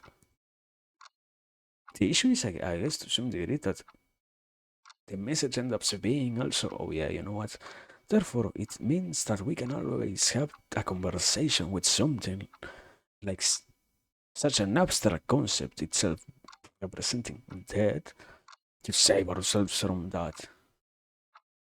I think it's an easy way out, but I actually cannot make sense out of what Yama represents in this case. Besides the, oh yeah, the Yamadeva as in the god of death. Wow, so true, brother. So true, Umfi. Besides that, what it actually means, what's the other symbolic value of Yama? I don't know so far.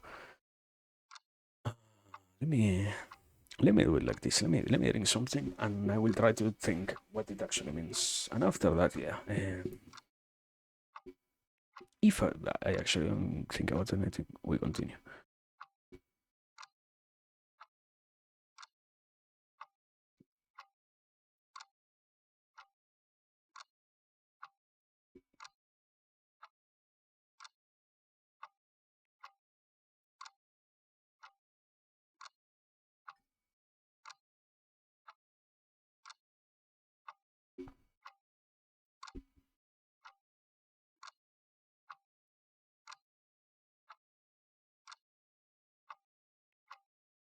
have a candy. I want to eat the candy, but sorry, that's like a close parenthesis. I will do it after I finish. I have one idea, one tiny idea. I have to assume. Let's. I mean, I'm literally just justifying my own point, but I don't know.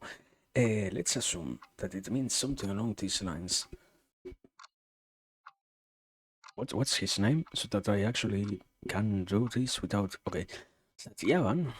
Satyavan was somebody who was destined to die. What we can see, therefore, means that this guy, even if he has a good enough existence by himself, the the ensured promises every single. I guess I haven't at this point done the comparison of Satyavan onto the generic male to some degree, so we can do something like this. Satyavan equals the generic male. Once the generic male lacks something like that generic female who is capable of being for them in the situations in which they might require them, they are bound to lose their life in even in instances in which if something like that Savitri were to be present, they could survive. I guess the message ends up unavoidably therefore being because that's sort of the implied or the obvious conclusion. Savitri saved Satyavan by dispelling the influence of death itself onto her husband. Therefore, the equation is if he didn't marry, he wouldn't have survived. That's the most basic idea. But in general, then it ends up meaning something, I guess, along the lines of we we have to get married. Wow, something like that, I guess. I I guess so. I don't know. I That's the only concept that I can actually think about. So yeah, that's my conclusion for this canto. I don't have anything else to actually say. I don't. I mean, we can recapitulate those other things that Savitri said, or try to summarize them. Also, because they are like incredibly long to some degree. Savitri, Savitri said how many? Four things.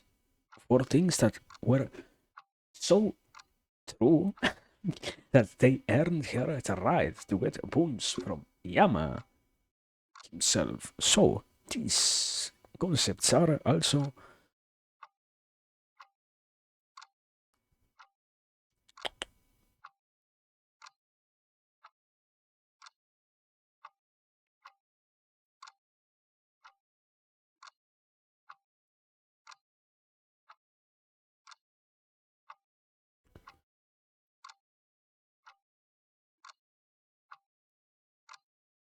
the responsibility of the what's I already forgot the word at this point. What's husband wife of the wife of being with her husband?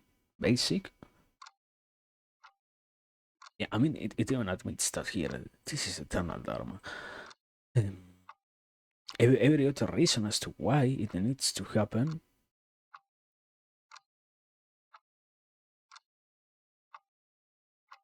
Yeah. The other explanation is second paragraph. This okay. I don't like to be that critic about what we're to some degree because I do feel now immediately like it's sort of unjust, but the justification as to why, particularly in these cultures, women get to find themselves being guaranteed heaven just by being wives. It's like the explanation of if I haven't misunderstood that much through somewhat toxic words. The idea is that the female gets to have just one role to fulfill, that is to be an obedient wife, and that's it. Wow, nothing else to add. And just by doing that, any wife, once again, generic wife, gets to go to heaven. Literally, just for being a wife. The only requisite, once again, is to go. Wow, great analysis. What else? No, nothing else. That's the conclusion, first conclusion that, or first conclusions that Savitri gets to. So, second one, or second conclusion, Sarah.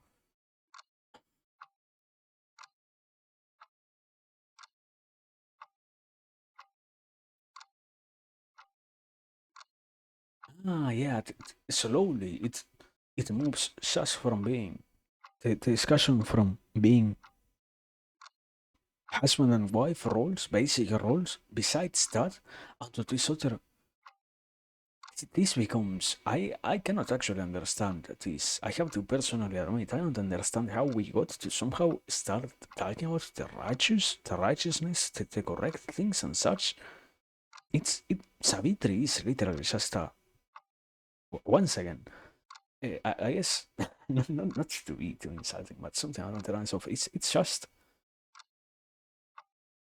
in the normal roles of what you see in the Mahabharata, it's kind of incomprehensible why we end up in the conclusions of, oh yeah, what is the righteous and what the righteous does and the benefits of the righteous and such in the life of others. But first conclusion is something along the lines of the equalness of conditions. How generic female has to understand that they have to be, what's what's the expression in Catholicism? There is this expression along the lines of blood, no, nail and I know it's on Spanish. I don't actually know how you say it on English, but yeah, to be basically one and the same. Um, that's the concept. And somehow we get to put it in Spanish, uña y carne, nail and blood. That's the literal translation. I don't know how you, or what's the correct expression that they use in the Bible on English, but I know that that's how it's put on Spanish. The whole concept of, oh yeah, they have to be the one and the same, to share the same experiences and to not be so separated because blah blah blah blah blah. The roles and such that both play and how it is necessary for the woman to become so integrated with the male and such. That whole stuff. That's the expression. But yeah, continue. Incarnated? Incarnated? I don't think so. It's more along the lines of, it's this concept of the moment in which they get to share every sensation as to being one. Wrong. As if they were one being. I guess in the Bible, let me try to explain it a little bit more. In the Bible, the concept is something along the lines of male and female have to become so deeply intertwined that they don't sense different worlds, but rather get to share one. How? I don't exactly remember because I haven't literally ever read by myself that much the Bible, so I don't remember the particular context, but it's something along the lines of God saying that it is necessary for them, for male and female, to be experiencing the same things, or the perfect ideal conditions are for male and female to be experiencing the same things. The same idea is here, but in the words of Savitri, not God with a capital C.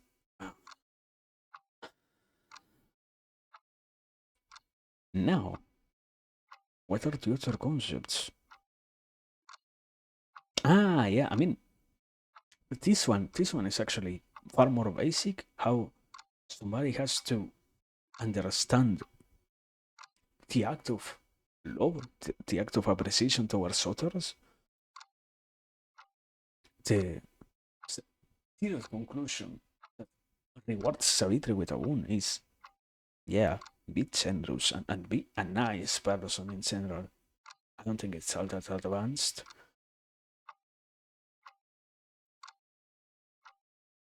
And the final one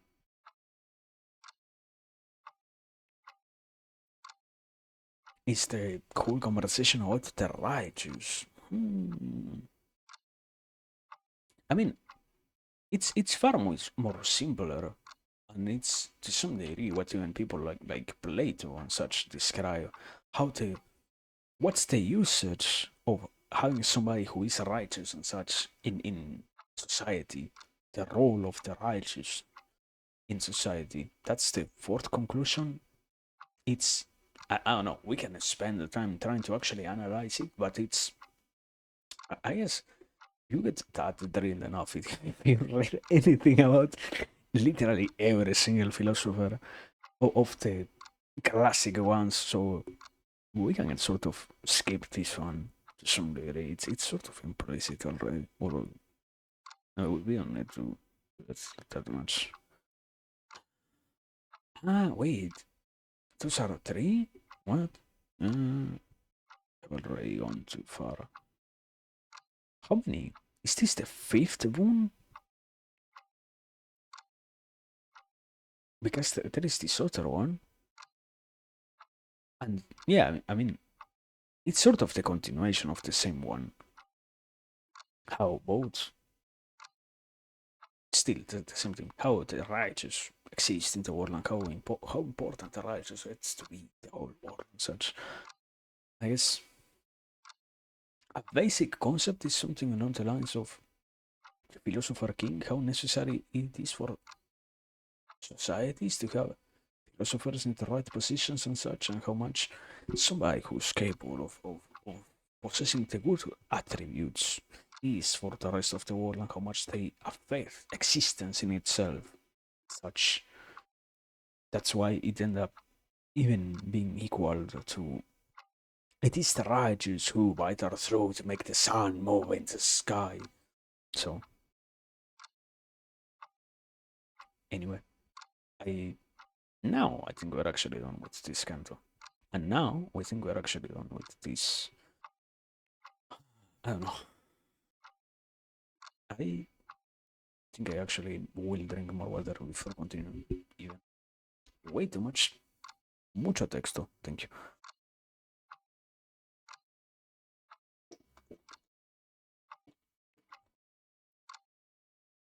It's not even muchísimo texto.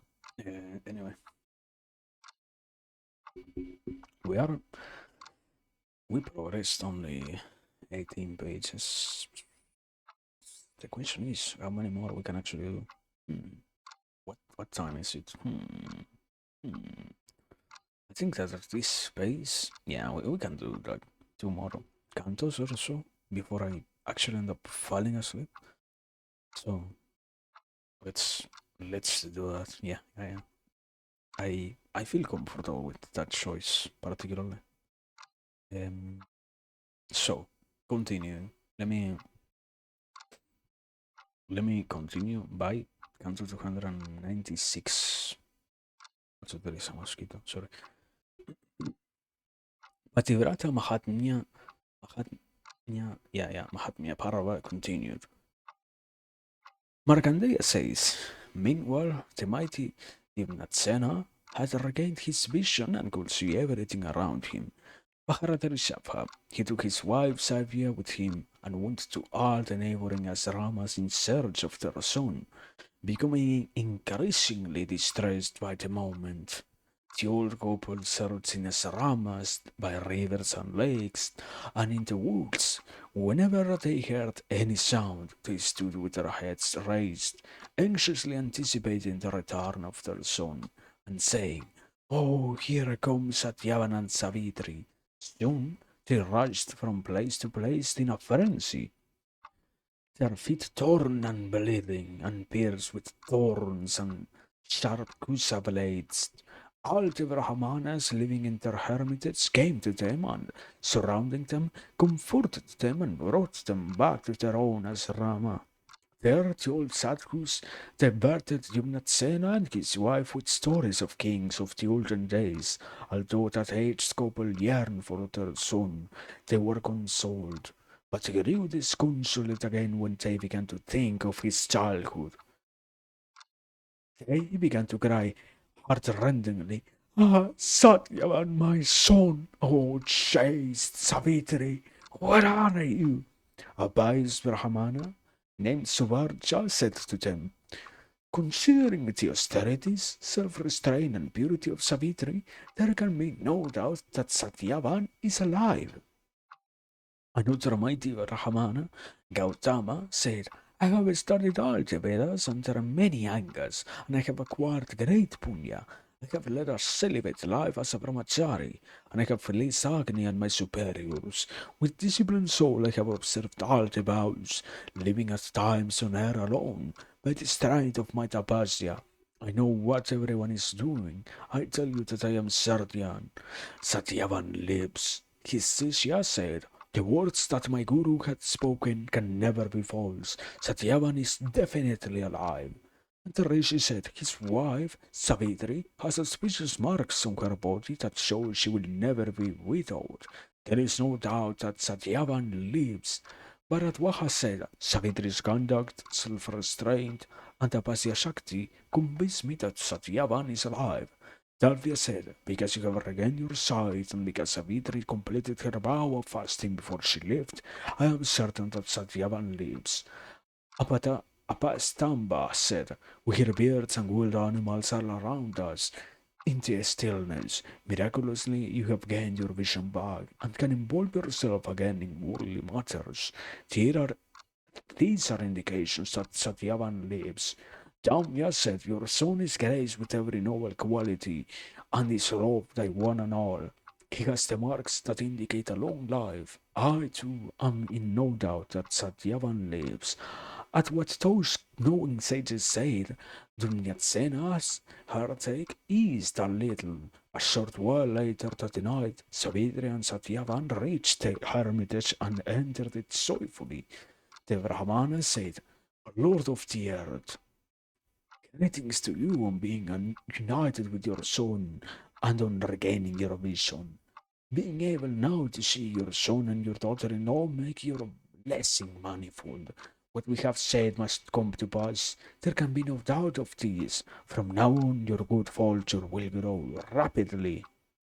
Partha, Tirtvikas lit a fire and sat down before Dudyatsena, after which Saivya, Satyavan, and Savitri, who stood apart, sat with their permission, their hearts light. Then all the forest dwellers who sat with the king, prompted by curiosity, asked Satyavan, "Illustrious prince, why did you not return sooner with your wife? Why have you come so late in the night? What kept you?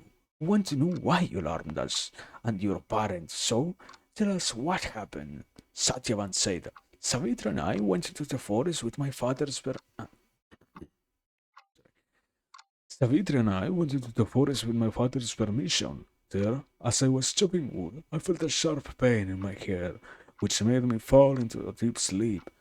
This is all I remember. I have never slept so long before, and I have come home so late at night so that you will not worry about me anymore. There is no other reason." Gautama said with a smile, "Then you do not know about your father's vision having returned? I think Savitri should tell us about that. I want to hear about it from you. For you know all the subtleties of Dharma. Savitri, you're like the goddess Savitri herself in splendor. You must know how this happened. So tell us truly. If it is no secret, tell us everything." Savitri said, "I have no secret to keep, so listen to the truth of what transpired. The Rishi Narada predicted the early death of my husband, And today was the appointed day, and I could not bear to be separated from him. After he had fallen asleep, Yama came and, tying my husband in his noose, began to take him away towards the abode of the beaters. I followed Tatadeva and began to eulogize him, and he granted me 5 boons, of which I will tell you. For my father-in-law, I obtained 2 boons, the restoration of his sight and his kingdom. For my father, I asked for 100 sons. For myself, I asked for 100 sons and a life of 400 years. For my 100, Satyavan. It was for my husband's life that I kept that Vrata. I have told you in detail how my enormous misfortune turned into great joy. The rishi said, chaste and gentle Devi of the stern bows, graced with every noble quality and born of a noble line, you have rescued this best of the dynasties, which was overwhelmed by adversity and sinking into an ocean of darkness. The rishis applauded her and paid their respects to that holy woman, and, taking leave of the king and his son, they left for their homes, with peace and good cheer in their hearts. That's Canto 296. And now I have a conclusion. This isn't even a complicated one. The most important part to understand this is to the rishis, what the rishis said. Chaste and gentle Devi of the stern bows, graced with every noble quality and born of a noble line, you have rescued this best of dynasties, which was overwhelmed by adversity and sinking into an ocean of darkness. Interpretation, clear as day interpretation, is basically what was happening was. I think I explained that before. The Mahabharata, to some degree, serves as a reinterpretation of quote unquote real events in life. Okay, this is one of those cases in which what we are getting is. What's her name? I already forgot. What's her name? Savitri. Savitri was one of those arranged marriages in which I might be unavoidably twisting the story beyond no repair, but Savitri chose the quote unquote worst contender because she saw him something, let's say some sort of potential, sort of. And the idea is this whole explanation about how he talked with Yama and such is just a way to. Is the expression metaphorize? Put into a metaphor basically. How because she got to be united with him, the whole lineage of what is it? I don't remember their names actually. But this whole lineage got to live. That's why, to some degree, the most important line is, once again, what the rishis say. If it wasn't for her, the whole dynasty would have failed. It's one of those arranged marriages, in this case, in which a higher power family from the side of the female unites with a lower power family from the side of the male to save, in this case, just the family of the male descendant and such. That's the basic explanation. I don't know if it was that obvious before and I actually couldn't see it. Sorry. Um, so now we have actually to deal with everything else. What are the taboos and how do you actually interpret somebody regaining his vision? Great question. Wonderful question. I don't know. Actually, I don't know. Do you have any other interpretation that I can actually make out of this? I think I haven't seen anything else here. Really? Wait. Yeah, I'm kind of happy with this. So, moving on, I guess. Also, no, wait. Um, I kinda said it, I kinda didn't. This is the last canto. I'm not falling asleep. I'm just tired enough, and I don't want to actually overwork myself. No, it's not overworking. I don't want to stay up too late. That's the proper way to say it. So yeah, this is the final count for the night. Thank you.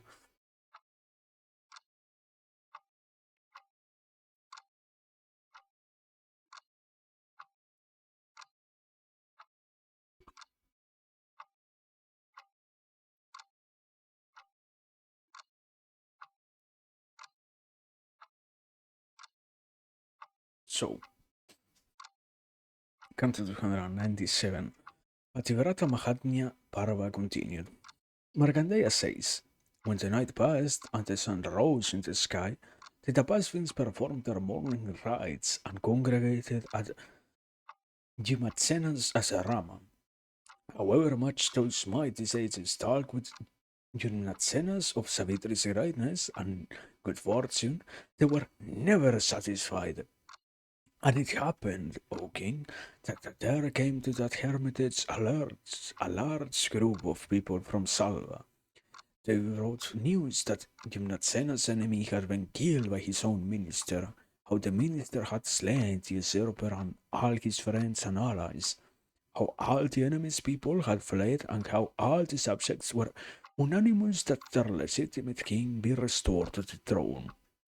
The emissaries from Salva said, we have been sent to you with that message. This chariot and this army, consisting of 4 kinds of forces, have arrived for you. May God bless you, O king. Come, your accession has been proclaimed in the city. Occupy forever the throne that belonged to your father and grandfather. Seeing the king with his vision restored and looking strong, they bowed their heads and their eyes were round with wonder.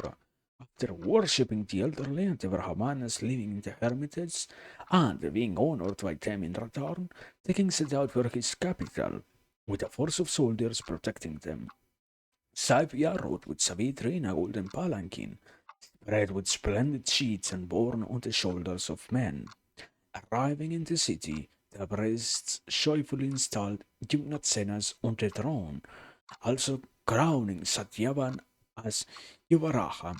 In time, Savitri gave birth to 100 sons, all warlike and steadfast in battle, who enhanced the fame of the Salvas. She also had 100 powerful brothers, born to Malavi by Aswapati, the lord of the Madras. This is the story, Yudhishthira, of how Savitri emerged from a desperate plight and took herself, her father and mother, her father-in-law and mother-in-law, as well as the dynasty of her husband, to lofty heights. Let it send till Savitri, the auspicious Draupadi, graced with a noble character, will save you all, says Markandeya. Vaishampayana said, encouraged by what the Mahatman Rishi says, the son of Pandu continues to live, now without anxiety, in the Kambyakavana. The man who listens reverently to the blessed story of Savitri attains happiness, success in all his endeavors, and is never touched by misery. Wow. Can we get a clap? Anyway, that's it. That's kind of 297. Analysis can is there actually to be learned something from this one? I might be blind and I am not seeing it. I don't know. Great things come to those who are capable of going through the hardest of situations. Oh wow, what a great mystery of the world. How much do we need to see that to finally understand that indeed you have to suffer a little bit to have a great time later on. Something along those lines. Anyway, no, yeah, I think we're done. And I think we're actually on. I think there is something else to actually say. So let me, as always, before I actually close the page, let me save the page itself in which we are. Okay. 1973. That's it for today. And starting soon? No. Wow. Hello. Good evening. Yeah, we are actually done. I don't know. Right? Question mark. Do we have to? Do we? Are we responsible people? Do we raid somebody? Do we not raid? What's the right thing to do in this situation? I don't know. I guess. Let me see. But yeah, that's it for us today. It has been a great day, a wonderful day. We only advanced like how much? 73, 23 pages. Therefore, so it was good. But I mean, to some degree, it isn't. Luckily enough, it isn't every single day that we read just war and confrontation and people killing each other. So it's not as violent otherwise. To some degree, that's nice. I'm happy that that's the reality. It's kind of distressing when you have to see so many people killing one another, and yeah, it's kind of bad. I don't know. I personally don't subscribe to it that much, but let me anyways right out. Thank you. Uh, Etsy is live. Etsy is a wonderful choice. The problem is he has an underscore. Most of the time I forget to write that, but yeah.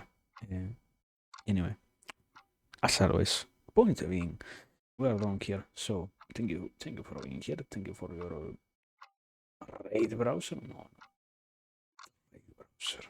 Raid browser. I was saying. Thank you for being here. Thank you for your patience, for your time, for your what's the word? For your interest, for your attention, certainly. It wouldn't be possible to hear if that wasn't present. So yeah, thank you. It has been another amazing night. Have a good night yourself. Yeah, I do it right. Actually, I should check instead of just sending it. Yeah, do it right. Oh, there is no user with that username. What happened? Did I get duped? Did Etsy change his name? What?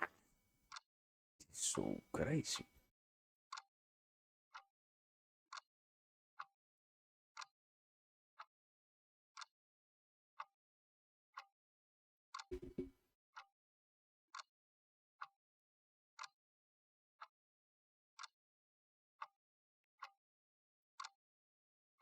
Okay, I mistyped. Don't worry. I was saying, I was saying. Sorry. I was saying. Hey, yeah. Good night. Have a wonderful night. Have a good life, good day, good evening, good everything. Thank you for being here. Thank you for your patience, for your time, for your every single thing. Have a wonderful life. Have a wonderful existence. Be happy. Be, be, and do not be. Drink something. Hydrate.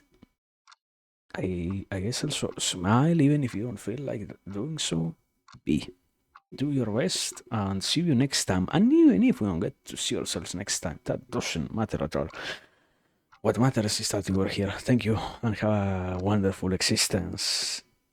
Goodbye and also cool down time before because otherwise, if you send the raid so fast, Twitch fucks you over. What a great platform. Anyways, good night. Uh, you're hearing this? What are you doing?